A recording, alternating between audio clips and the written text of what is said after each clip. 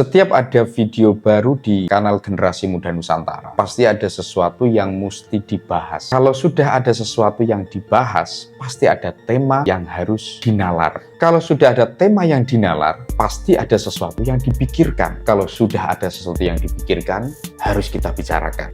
Santri bertutur.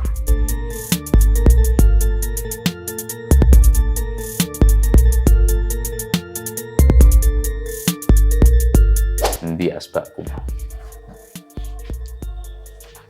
Nah, ketemu juga sahabat Nusantara, asbak Nusantara maksudnya.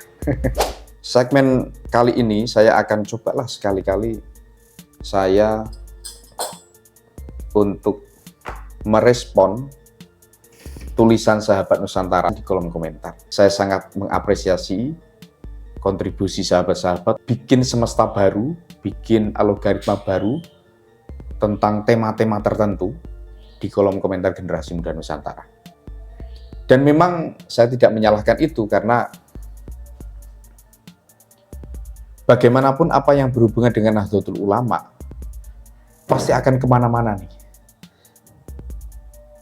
Karena Nahdlatul Ulama bukan hanya persoalan ormas ataupun nama belaka, tidak.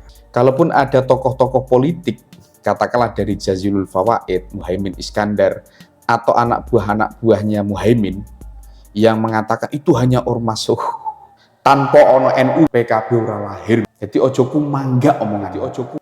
Ada apa di Pansus Haji? Itu hanya akal-akalan sahabat. Pada akhirnya, ini hanya bertujuan untuk sekedar memberikan nokta hitam kepada Menteri Agama yang saat ini dijabat oleh Gus Yakut untuk nantinya masuk di transisi pemerintahan berikutnya. Saya merasakan bahwa komentar-komentar yang masuk di redaksi Generasi Muda Nusantara, narasinya sama, Pansus Haji. Dengan pikiran yang tidak perlu daki-daki, sebenarnya masyarakat juga sudah paham, ini hanya akal-akalan. Terbukti apa? Coba cari, siapakah yang paling getol untuk memainkan isu Pansus Haji ini. Saya mencari di kanal-kanal YouTube tertentu itu tidak ada kecuali afiliasinya kemana. Dan siapa yang memainkan tiba-tiba ada Pansus Haji ini? Ya nanti kita bahas. Itu poin pertama. Poin yang kedua, kenapa saya harus membahas Pansus Haji? Karena saya pribadi itu sayang ya, kalau ada orang yang berani mengambil kebijakan yang tidak populer, tidak disupport. Saya ingin mencuplik Pak Yandri Susanto itu ya. Kita simak dulu videonya. Kami mengapresiasi keberanian Pak Menteri Agama yang berani tidak populer, membuka mata kita semua, rakyat Indonesia, bahwa memang ada persoalan serius di haji kita, Pak. Keseimbangan, keadilan, keberlangsungan itu menjadi persoalan serius, Pak. Dan Pak Menteri Agama sudah membuka itu semua. Saya kira ini luar biasa, berani tidak populer itu hebat. Ini menjadi tonggak kita untuk terus melakukan perbaikan pelayanan ke depan, termasuk keadilan itu, Pak.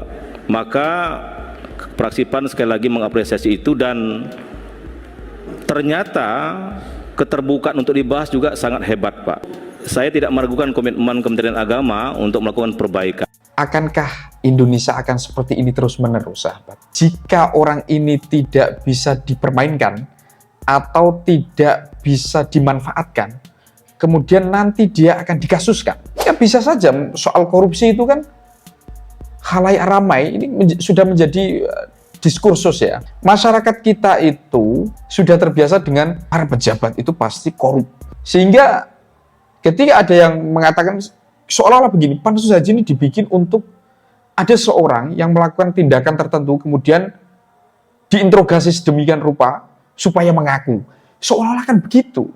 Ada pepatah Jawa yang mengatakan becik ketitik, becik ketitik, olo ketonjek. Lamun siro sakti ojo mateni, lamun siro banter ojo ndisiki. Meskipun kamu cepat, jangan suka mendahului. Yang ketiga tadi, lamun siro pinter ojo minteri. Meskipun kamu pandai, jangan sok pinter. Anomali di balik pembentukan Pansus Haji. Panitia khusus Haji DPR RI telah dibentuk untuk mengevaluasi penyelenggaraan ibadah haji. Namun terdapat indikasi bahwa pansus ini cenderung mempolitisasi isu haji.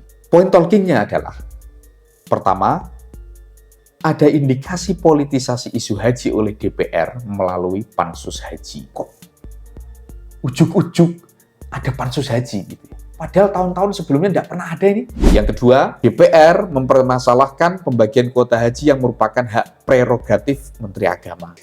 Seingat saya itu yang memimpin langsung Muhaimin Iskandar. Nah, kalau sudah begitu kan ya, dan yang dijadikan objek dalam hari ini ya, siapa lagi kalau bukan Gus Yakut. Saya sudah membahasnya di video-video sebelumnya antara Muhaimin dan Gus Yakut ini kenapa. Kemudian yang ketiga, poin talkingnya adalah Dirjen PHU menyatakan DPR telah diundang namun tidak hadir dalam pembahasan. Jika kita menilik lebih dalam lagi, pembentukan pansus haji ini sangat problematik. Tahu dari mana kalau ini problematik? Ya coba saja sahabat, dinalar saja. Yang pertama, pansus itu dibentuk sebelum pelaksanaan haji 2024 selesai.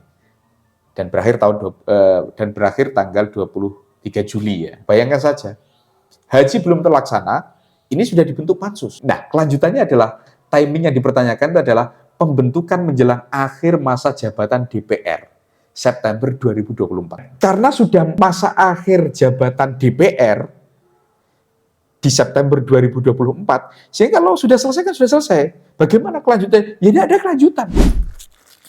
50% yang ketiga, 50% anggota pansus tidak terpilih kembali sebagai anggota DPR. 7 dari PDIP, 4 dari Golkar, 4 dari Gerindra, 3 dari Nasdem, 3 dari PKB, 3 dari Demokrat, 3 dari PKS, 2 dari PAN, dan 1 dari P3. Point of view saya ya dalam hal ini itu saya mengamati di beberapa anggota DPR yang kayaknya ketus sekali itu kalau bicara itu ya. Ada siapa itu namanya? Marwan Jafar dari PKB itu ya. Ya wajar kalau dari PKB ya. Ya bohirnya siapa, yang menyuruh siapa. Marwan Jafar ini juga memiliki beberapa track record jejak digital yang menurut saya tidak baik ya. Dan kasus Marwan Jafar itu juga banyak. Contoh ini ada di www.berita1.com. Anak buah Menteri Marwan Jafar dipanggil KPK. Apalagi kalau sudah bicara mengenai kardus durian, ramai sekali itu. Bohirnya. Jadi Marwan Jafar ini saya kira hanya dalam rangka melindungi bohirnya, kira-kira begitu. Atau dia bicara dalam rangka suruhan atau perintah dari bohirnya, kira-kira begitulah. 2 kali tidak hadir undangan pansus, apa alasannya? Saya boleh nggak nanya siapa yang ngomong begitu? Pak Marwan Jafar. Oh, oke. Jadi Pak Marwan Jafar itu sahabat saya. Ini saya harus kasih background. Sahabat saya berteman baik dengan beliau. Beliau dapilnya itu di tempat tinggal saya, sehingga beliau 3 periode kalau nggak salah. Jadi tim sukses beliau. Tim sukses beliau Pak Marwan Jafar sampai beliau jadi anggota DPR RI. Saya ini tim sukses beliau. Ketika beliau ada masalah politik gitu ya, beberapa kali juga curhatnya ke saya. John Kennedy ya, cara mencecarnya itu kayak ngomong pokok. Habis itu ketika dijawab dia nggak mau mendengarkan. Ini mohon izin pimpinan, mohon izin. Saya Pak Marwan izin untuk mempersiapkan haji itu mulai kapan? Saya pernah ke Saudi itu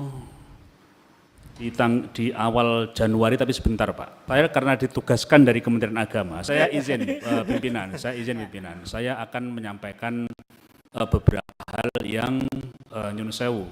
Secara pribadi saya Mas, kalau yang ini masih terbuka Mas, belum tertutup nih. Ya. Enggak, maksud saya ini Pak, saya ingin menyampaikan beberapa hal yang tertutup karena sudah menyangkut keamanan saya.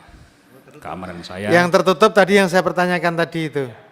Yang pertanyaan saya ini belum tertutup ini. Bentar. Maksud saya, apa ini termasuk tertutup juga pertanyaan saya ini? Ini kalau bicara buka-bukaan memang Ngeri. Karena pansus haji terbentuk, maka mau nggak mau, ya kalau memang mau buka-bukaan, ya yuk gitu ya. 11 September 2024, terbaru ini. Menak RI Yakut Khalil Qomas menantang pansus haji membuktikan dugaan gratifikasi dalam penyelenggaraan haji tahun 2024. Ia menyampaikan itu dalam respon omongan anggota pansus haji Marwan Jafar yang menduga ada gratifikasi. Kalau pansus menemukan itu, silahkan dibuka. Saya persilahkan semua.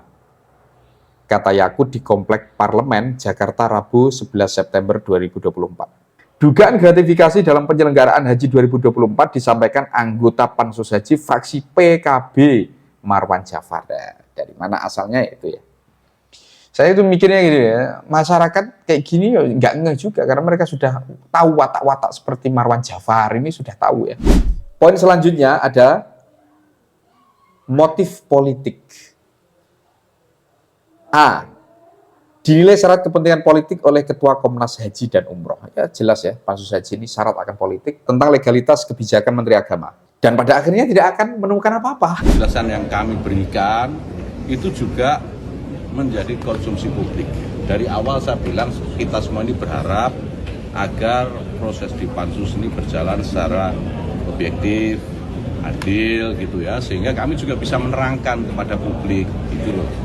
Itu saja prinsipnya. Kalau pansus menemukan itu silahkan dibuka. Saya persilahkan. Kalau Gus sendiri melihat ada Kemudian yang kedua, Menteri Agama memiliki diskresi untuk kuota tambahan. Tertera pada Undang-Undang Nomor 8 Tahun 2019. Analisis situasional.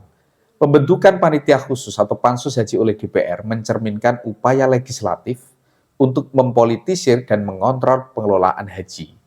Beberapa aspek kritis dalam situasi ini meliputi 1. Meskipun Undang-Undang Nomor 8 Tahun 2019 tentang penyelenggaraan ibadah haji dan umroh memberikan kewenangan pengelolaan haji kepada Kemenak, DPR melalui pansus berusaha mempengaruhi keputusan teknis seperti pembagian kuota haji. Yang kedua, haji sebagai ibadah yang memiliki nilai spiritual dan sosial tinggi bagi umat Islam menjadi isu sensitif yang rentan dipolitisasi. Ini merupakan hak angket haji tahun 2008. DPR memanfaatkan sensitivitas ini untuk memuaskan nafsu politik mereka. Ngeri ya. Pada akhirnya nanti, pansus haji ini akan seperti entut. Entut iku, ya entut. Hasil sisa pencernaan di dalam perut menjadi gas dan keluar melalui silit. Bus. Karena September 2024 adalah masa akhir dari DPR-DPR yang bagaimana? Komentar sahabat-sahabat. Tulis di kolom komentar.